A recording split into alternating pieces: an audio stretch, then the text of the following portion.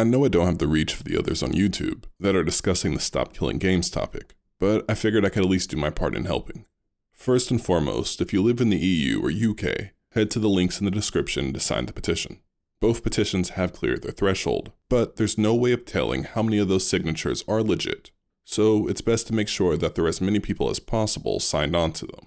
Now, I won't be talking about any of the drama surrounding the topic, as there's already 1,000 videos made on the matter. Honestly, I feel like the movement itself is much more important than the internet drama, so we're just going to ignore it altogether.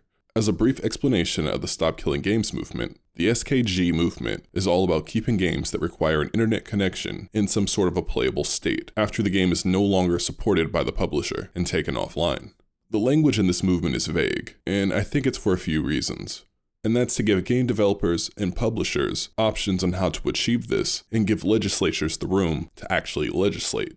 Now, the solution to achieve this will not always be cut and dry, as there is no make single player checkbox that you can tick on any game engine, but many games do have options. Some games largely run locally and just use an online verification. These games can be patched to remove that DRM or check-in. These are the simplest, as any online components of those games are not necessary to still experience the game. Yes, many gamers would love to continue to play those games online, but I think many of us would be fine with the single player experience, as long as we got to keep what we paid for. Now, games that require servers, meaning MMOs or live service games like Destiny, may be a bit more complicated. I don't know anything about how the code is run in those games. I'm sure they all differ, if NPC logic is handled server side or machine side. But if the case is the prior, a solution would be to supply customers with the software to create their own servers. Now, this may be complicated in some situations, and maybe even legally impossible in their current states if any of the libraries or components that are used do not allow public redistribution. In those cases, game studios would have to figure out some alternatives that could be used at the time of phase-out for their servers. From that point, it would just be patching the game itself so players would be able to enter in an IP address of whatever third-party server they would actually like to connect to. So why is this important? Well, I believe people should be able to continue to hold on to whatever they paid for. I still have my childhood Game Boy, Sega Genesis, and original Xbox. These machines and their games all mean a lot to me. Not just the games themselves, but the memories that are tied to those games. There's nothing like popping in Sonic 2 into my Genesis, seeing Sonic dart across the screen, and hearing the Sega chime, and being transported back to 1995 in the living room with my older brother. I don't have those feelings towards modern games, but I'm sure a lot of people do.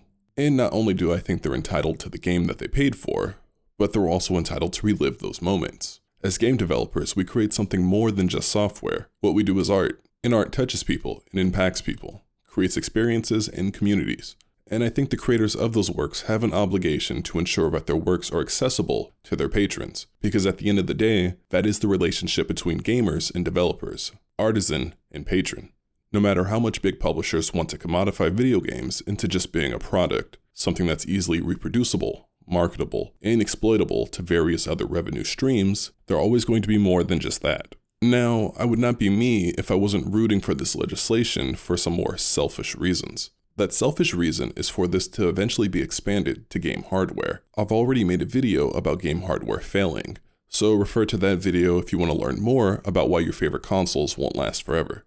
My hope is that future legislation will force console manufacturers to open source all of their console schematics the moment they're no longer supported on the sale side of new consoles or the repair of their old ones. And honestly, I don't think that should only be limited to video game consoles. Instead, we should open up all products. If a manufacturer has decided that a physical product is no longer worth their time or effort, why should they be allowed to sit on the black box of secrets while everyone else's machine breaks down? This is where Ferrari gets it right to me. If you total your Ferrari, even if it's a model from the 40s or 50s, Ferrari will rebuild your car to its original specifications. This of course is not free, but it's a company that upholds its legacy and respects its heritage, instead of just trying to pawn the next new shiny thing onto their customers. Now I know Ferrari is a rather high-end, and in many cases rather bespoke brand, so that's why it's able to do things that other manufacturers can't. However, I think this is where those who can't have to give up off the goods, once they can no longer support their aging products.